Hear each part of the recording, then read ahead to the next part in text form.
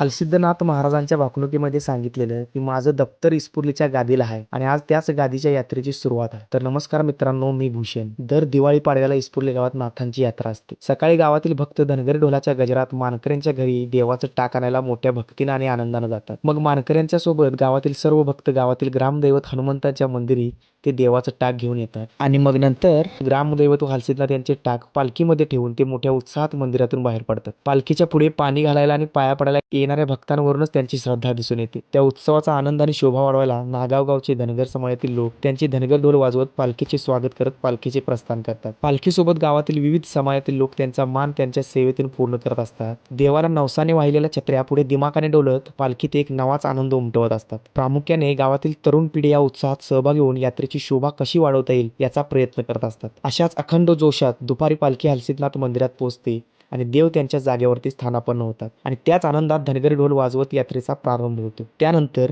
हलसिद्धनाथ महाराज सिद्ध लोकांच्या माध्यमातून गावकऱ्यांना आणि मानकऱ्यांना संदेश देतात. गावातील लोकांची सेवा देवाच्या ठायी मान्य झाली हे बोल ऐकताच गावातील लोकांचे भक्तिरूपी कार्य सार्थ ठरले. याच वेळी हेडम शिवकाळा सुरू झाली आणि शेवटी नाथांचा प्रसाद सुरू केला आणि भक्तांनी त्याचा लाभ घेतला आणि मोठ्या उत्साहात यात्रेस प्रारंभ झाला. बोला हलसिद्धनाथाच्या नावानं चांग भले.